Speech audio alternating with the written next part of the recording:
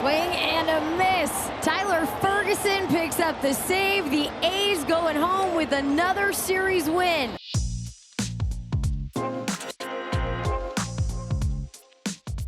From MLB.com, this is the Morning Lineup Podcast. I'm your host, Will Leach.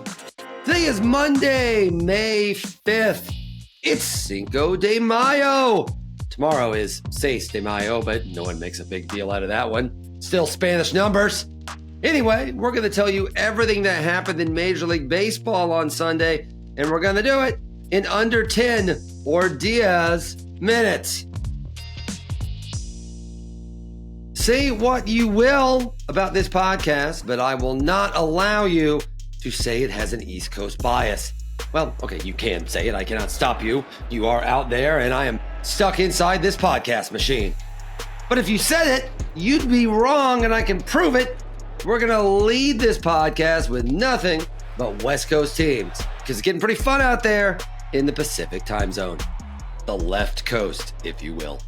And what more fun a team to start with than those A's? Kurtz, he puts this in the air to left field. Going over is Kyle Stowers. It's going to be a fair ball. Extra bases for Nick Kurtz. He's going all the way to third. Here's the throw in and sliding head first, safe. That was the recently called up Nick Kurtz, the horror, who just had his first amazing big league moment, hitting a triple in the top of the ninth to break a 2-2 tie in the A's 3-2 win over the Marlins. Wrapped up a 5-2 road trip for the A's, who now have the best road record in baseball at 13-7. The A's, with the Mariners losing to the Rangers on Sunday. Oh yeah, the Mariners lost to the Rangers on Sunday. 8-1 was the final score. Are now only 2 games out of first in the AL West. And if the season ended today, and for what it's worth, if the season did end today, I totally would have led the podcast with that. The A's would be in the playoffs as a wild card team. The A's in the wild card spot. Somewhere right now, Greta Gerwig is very happy. She's from Sacramento. Also, she's a big movie star. Those are 2 big reasons to be happy. How about another West Coast team that had particularly awesome uniforms in the 70s and 80s? 2-2 pitch. Cruz takes right down the middle. Strike 3 called. And a 96-mile-an-hour fastball freezes O'Neill Cruz. Steven Kolek making his 2025 debut through 5 1/3 scoreless innings, and Elias Diaz homered as the Padres won their 5th straight game in a 4-0 win over the Pirates. Padres swept the series and will now head to the Bronx. West Coasters, that's a borough in New York City. They've got a zoo there and also Fordham, breathing down the Dodgers' neck in the NL West. Even better, on Monday, Jackson Merrill, their really awesome young player, is expected to return from the injured list. The Padres are not going away. 2-0 pitch, he hits a high drive left field. Back on it, back, it is gone! Willy Adames. We didn't have to wait very long for his second home run. Willy Adames, the guy the Giants signed this offseason to show they were serious about contending immediately, hit 2 home runs as the Giants beat the Rockies 9-3. I guess they were serious. It was the Giants' 3rd win in a row, and if they played neither of the Central divisions, they'd be in first place. But San Francisco isn't in the Central of the country, it's in the West. So they're in 3rd place. Oh, and what about the team they're all chasing out there, the Dodgers? Swing and another drive. Deep center field. This one is also out of here. Well, those Dodgers saw their 7-game win streak come to an end on Sunday night in Atlanta, with the Braves salvaging the 3rd game of their series thanks to 2 homers from Austin Riley, leading to a 4-3 Braves win. The Dodgers' loss means the Padres are now half a game behind the Dodgers, with the Giants just a game and a half back. 7-game win streaks just don't get you what they used to. As I said, pretty crazy out west these days.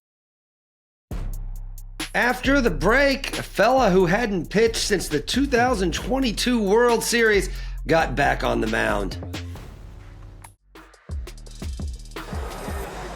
Mydroth grounds one near the bag at third. Mauricio Dubon with a strong throw across, and Lance gets a ground out to start this one. The last time Lance McCullers Jr. stepped on an MLB mound was Game 3, 2022 World Series, November 1st, 2022, 915 days ago.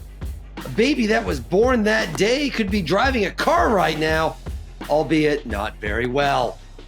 McCullers, after missing 2 full seasons after a flexor tendon replacement, returned to the mound for the Astros on Sunday, and he looked great, pitching 3 2/3 scoreless innings against the White Sox. Well, McCullers did everything he could, but the Astros still found a way to lose to the White Sox 5-4 in a rain-shortened 7-inning game. Welcome back, Lance. We miss you, and we love your new Tindor Flexon, or your Flexon Tindor, or Flexor Tendon, or whatever the heck's that thing is called. It looks great on you. Here are the rest of the games. There were 16 of them on Sunday. It's whip around time. Ground ball toward the middle. That's gloved by Carranza, but no play to make. And here comes Simpson digging for the plate. He's in there head first, and the Rays get another run. That was Chandler Simpson, my favorite Simpson child, scoring from second on an infield single, something you can do when you are ridiculously fast. He had 2 hits, a stolen base, and an RBI in the Rays' 7-5 win over the Yankees. Kyle Schwarber hit his 11th homer, and Bryce Harper hit his 6th. But in his first start of the season, Ranger Suarez gave up 7 runs in 3 2/3 innings, and setting up the Diamondbacks to beat the Phillies 11-9 in 10 innings. Harrison Bader had a 2-run double in the 8th to give the Twins a 5-4 win over the Red Sox, who wasted another good Garrett Crochet start. Twins actually won that series at Fenway Park this weekend.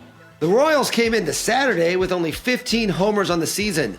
They now have 24 after hitting 6 more on Sunday, beating the Orioles 11-5. Freddie Peralta threw 6 shutout innings, striking out 7, as the Brewers ended the Cubs' 3-game win streak with a 4-0 victory. More worrisome, Shota Imanaga left the game with a left hamstring strain. Speaking of good pitchers getting hurt in their lower extremities, the Guardians' Tanner Bybee left after 5 innings Sunday with cramps in both legs. Ouch. Guardians still beat the Blue Jays 5-4. Kerry Carpenter, whose Kerry Bonds nickname has never really worked for me if I'm being entirely honest, had 4 hits, including a homer and 5 RBIs, as the Tigers collie-swapped. I don't even know if that's a verb. That's just how bad they beat the Angels 13-1. Tigers currently have the best run differential in the entire major leagues. Mackenzie Gore struck a bunch of guys out 9 in 5 innings, but did not get the win. Fortunately, the Nationals did. They beat the Reds 4-1. And to close, the Cardinals and Mets play the doubleheader on Sunday, and if you can believe this, the Cardinals swept it. Wilson Contreras went 3 for 4 with a homer in the first game, a 6-5 Cardinals win, and Michael McGreevy, the 27th man the Cardinals brought in for the day, gave up no runs and 1 hit in 5 2/3 relief innings to win the second game 5-4. We had so many games on Sunday, I barely have time to preview anything that's happening on Monday. I better scramble. Hey, there are some games on MLB Network. On Monday, we know a whole bunch of the people that work there. They're all very nice. Even Harold Reynolds, he's really nice. So let's show them some love. At 7 p.m. Eastern Time, you can catch Padres-Yankees, a rematch of the 1998 World Series. Let's see if that one goes a little bit better for the Padres than that World Series did. That's all for today's Morning Lineup Podcast. Thank you for listening. Please be sure to give us a rating and review and tell everyone you know about this podcast. Mandy Bell will be with you tomorrow, but know that you are getting a lot of me this week.